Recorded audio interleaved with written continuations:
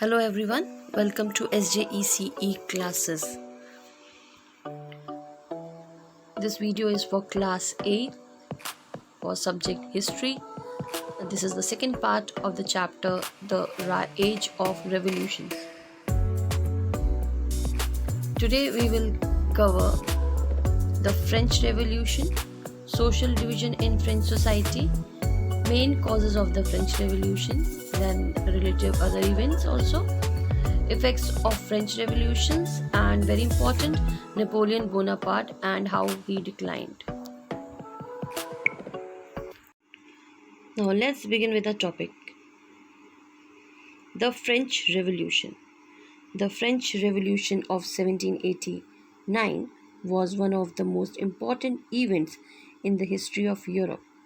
It was a period of radical political and social transformation, not only of France but of all Europe and subsequently of almost the entire world. In about 1789, France claimed to be the country with foremost power in Europe. French contribution to the American Civil War had made it poor. The division between the rich and the poor people was deeply widespread in the French society in 1789. Further adding to the effectiveness of the system, the taxes were levied only on poor people who mainly spent all their money on food to remain alive. So, whenever the taxes arose, they just starved. The French society was built around unequal, unjust social order since the medieval ages. The king was the ruler of the country. French society was mainly divided into three sections called estates. The society was initially feudal in nature. The king and his courtiers lived a very extreme luxury life. The difference between the uh, extravagance of the courtier and the misery of the common people was extreme. In 1789, Louis XVI was the king of the France. He was so extravagant in his lifestyle that he treated France as his private property. He lived a very luxurious life and owned several palaces. Now let us discuss the three estates. The French people were divided by law into three groups called states. The first state was the clergy states or the church officials. The second state was the nobility. The third state, including mainly common people that like merchant, traders, doctors, teachers, lawyers of France. The first state mainly were consisted of church officials like bishops and the priests of the Church Catholic. They own a church tenth of the land. They enjoyed several privileges which was to be paid by the common people only. They had the authority to decide their amount of tax payments. In the second state, in which the nobilities were included, it consisted of royal prince and their families. All of them were bestowed with the special privileges. They had the right to wear a sword. They were exempted from certain taxes.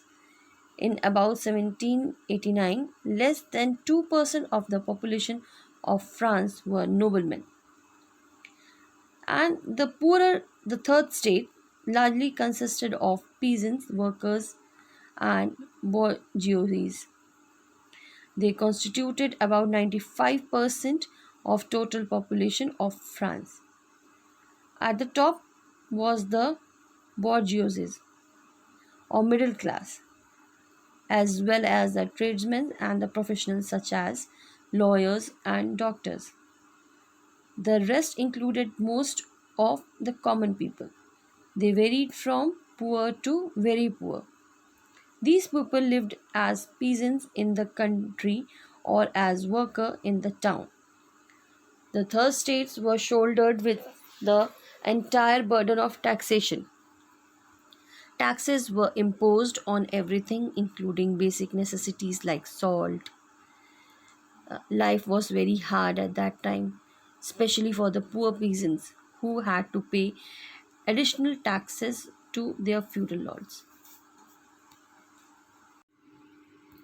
Now, what are the main causes of the French Revolution?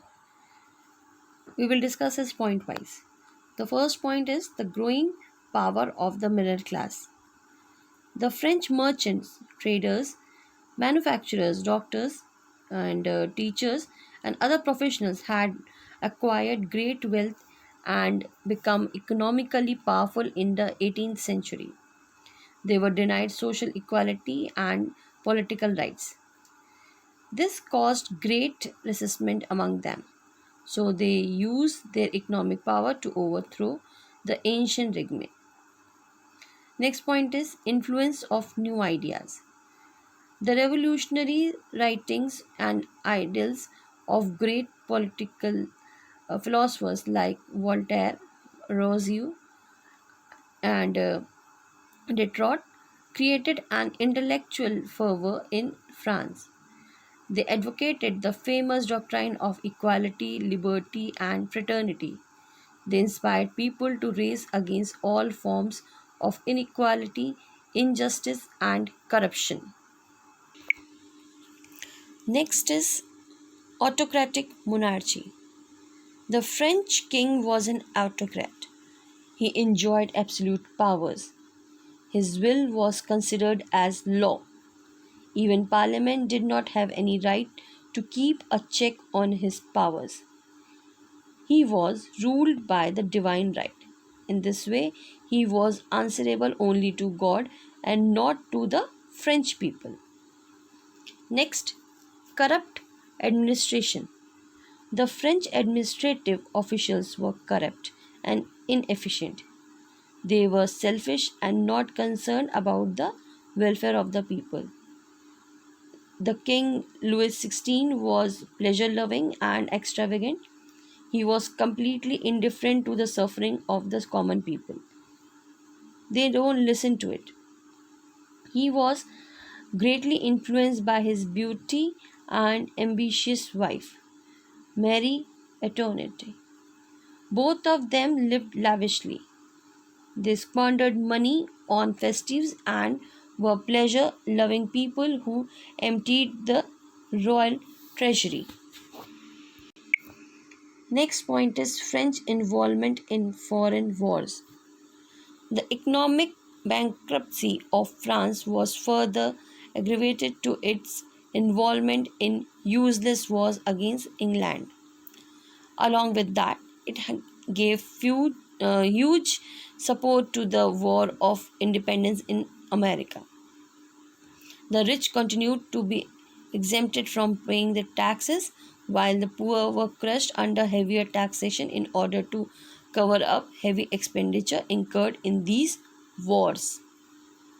Next, and the last point, influence of the American Revolution.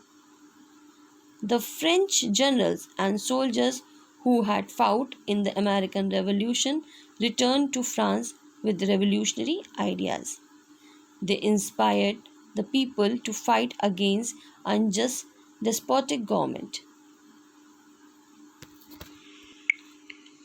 The evil done by the autocrat King Louis XVI and his wife and the clergy and nobility were highlighted by these revolutionaries. There are some other events also which happened in the French Revolution. First is like creation of National Assembly. On June 20th, 1789, members of the third state, who were the poorest, met at a tennis court and declared themselves the National Assembly. They took an oath to stay together for the formation of a new constitution by the French government. This oath was known as Oath of Tennis Court. Next is storming of the Bastille. A vast crowd stormed into the Bastille prison on 14th July 1789 to to seize the ammunition stored there. Bastille was a symbol of oppression and injustice in the past. For many centuries, it was used by many French kings to lock up men without trial. It was the much hated symbol of the ancient regime. After a full scale battle that followed between the mob and the defenders for about 3 hours, the governor was compelled to unlock the gates. The crowd took control of the Bastille, released the prisoner, and seized royal ammunition. Next is peasants against feudal lords. As soon as the news of the capture of the Bastille reached the peasants, they also stood united against their landlords and fought for their own rights, which had been suppressed since a long period by their landlords. Next is establishment of constitutional monarchy. The National Assembly immediately drafted new laws for ending the feudal system in the country. It established a constitutional monarchy in France. By 1791, a new constitution was drawn up for France. Now let us discuss the effects of French Revolution. The first is lessening of gap between the poor and the rich. The French Revolution ended the monopoly of the nobles and the priests and gave better chance of life to the common people. Unlike earlier, the tax burden was now equally distributed amongst the rich and the poor. The big estate of the rich were sold at nominal price to the poor and middle class. So, the French Revolution tried to give liberty, equality, and fraternity to its people. Next point is spread of revolutionary ideas in Europe. French revolutionary ideas of equality, liberty, and fraternity soon spread to all European countries. Their functionaries allowed the establishment of the workers' union and helped in curbing the repression of the working class like the peasants, artisans, and the industrial workers. Next, influence of French writers.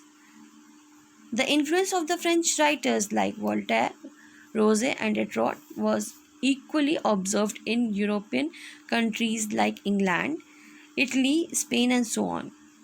When suppressed people in most of these European countries become aware of the new ideas of liberty, equality, and fraternity that arose in France, they revolted against their tyrannical and the feudal rulers. Influence outside the France. The French Revolution popularized the idea of nationalism. People began to identify themselves with a particular nation. Many countries of Europe, which were divided into a small number of regions, tried to unite and form nation states. The ideas of freedom, equality, and justice inspired people all over the world to fight for their rights. Now, let us discuss something about Napoleon Bonaparte. This is the picture of Napoleon Bonaparte. As many European countries like Prussia, Austria, as well as England, Holland, and Spain tried to invade France during the French Revolution, but the French defended their new republic bravely. They also occupied part of Spain and Italy and many other neighboring lands under the leadership of the military genius known as Napoleon Bonaparte. Napoleon was elected as the first consul or the president of the French Republic in 1799 after a great military career. He had always achieved his mission with great success both inside and outside France. Napoleon was a very ambitious man. In his desire to control the whole Europe, he led France into numerous wars. In about 1804, he became very powerful by achieving success in every venture and proclaimed himself as the Emperor of France. The common people did not raise any objection against his new status and self proclamation. His success was greatly appreciated by the people. Then in about 1805 he defeated combined army of Austria and Russia in the Battle of Austerlitz. He made his one brother Louis the king of Holland and another brother Joseph the king of Spain and Portugal. In about 1810 almost entire Europe was under Napoleon's rule. He had now reached the zenith of his power. The Tsar of Russia was his ally. After conquering almost all of the Europe, Napoleon had the ambition to win over England. In 1805, he fought the Battle of Trafalgar against England. However, England acquired command of the sea when Lord Nelson defeated Napoleon's fleet. After this battle, Napoleon did not dare to invade England, but he tried to block England's trade with Europe. This economic blockade of England was known as continental system.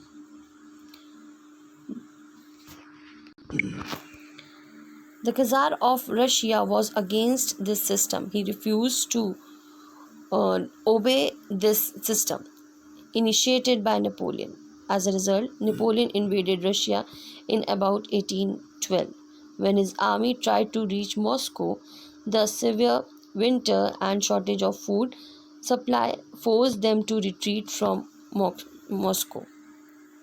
In this mission, Napoleon lost almost 500,000 of his well-trained soldiers. They perished in large number in bitter cold. Your next topic is downfall of Napoleon. After his defeat in Russia, many European nations which had recently come under control of France formed a coalition against Napoleon by taking advantage of the situation which he has faced in Russia when he has perished his large number of army in the bitter cold. In 1813, the combined army of Britain, Austria, Russia, and Prussia defeated the army of Napoleon in the Battle of Leipzig. Napoleon was captured and sent to the island of Elba.